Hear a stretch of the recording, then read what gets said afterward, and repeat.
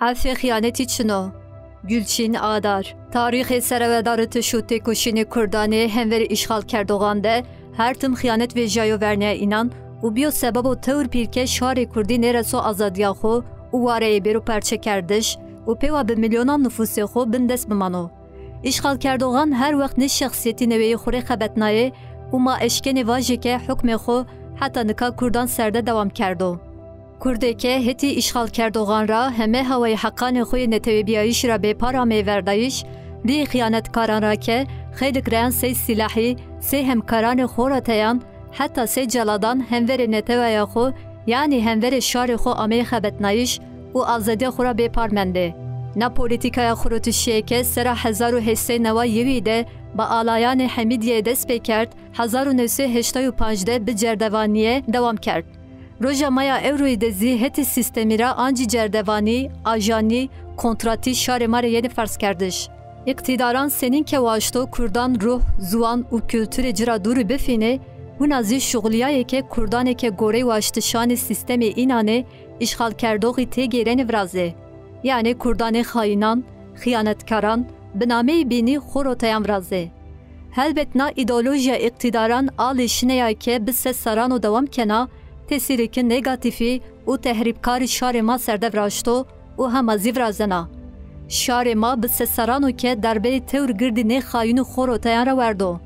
Alayanê Hemîdiyeyê eşîraneke bi hewayeke resmî îşxalkerdoganê çetetî kerdine, cerdevanê Xorotiyeyeke bi hewayeke resmî celadiya ewledanê şarê Kurdî kenê ra bigî, heta grûbanê sê hizbê kontraneke bi nameyê dînî tetikkeşiya iktidarî kerdine, keyê berzaniya ra bigî, heta partiyanê sê enekesiyeyeke bê şerm û bê fêdî eşkera kişta îşxalkerdogan de cagrewtê temamê xwe kewtê goniya şarê Kurdî, azadiya şarê Kurdî û xweseriya warê Kurdan kerda qurbanê menfîatanê xwe yê şexsî.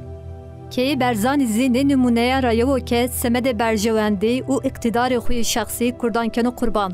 Têkiliyanê lêşinan hemverê netewa xwe de îşxalkerdogan dir nanoro û beno sebeb ke tetikkeşî bi hewayeke asanî Kurdistanê Başûrê de ca bigire. Çare teşrîna verêne de akademisyene û rojnamegere nagihan Akarsele miyanê Kurdistanê de ameye şehîd kerdiş. Mazanê engişta kamî nê qetil kerdişî de esta.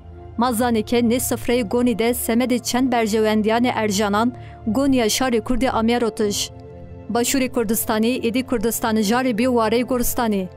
Endamê mîtî, tetikkeşî û cade bi hewayeke asanî cirî terzenê û siyasetmedaranê Kurdan, welatparêzanê Kurdan qetil kenê.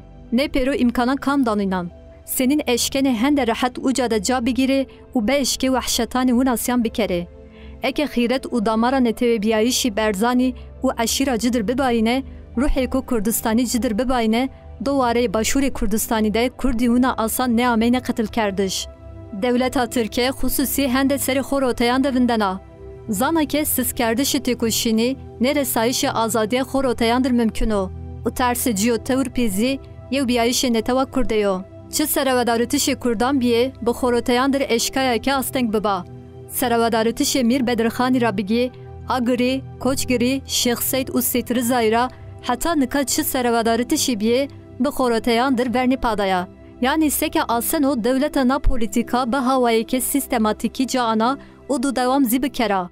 La ganî ma destûr nêdê nê xayînan û hemverê polîtîkaya dewletê veng bêje.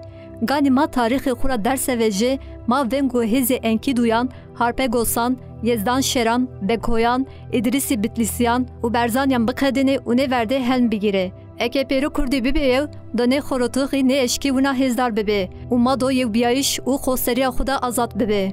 Ez wazena tewr peyniyê de va tişeke mayê verînan biyarî vîr û ma nê va tişî ra fehmek veje. Kal û pîranê ma vatoke, eke kermê dare ra nebo, darê kermin nêbena. Ma gerek nê timî hişê xwe de verde. Fehmê neteweyî, fehmê yewbiyayîşê ruh û mezgê xwe de neqş bikere. Ma ê kerman dare ra bifîne û a dare azadiye bi yewbiyayîşê Kurdan awe bide û bikere zergûn.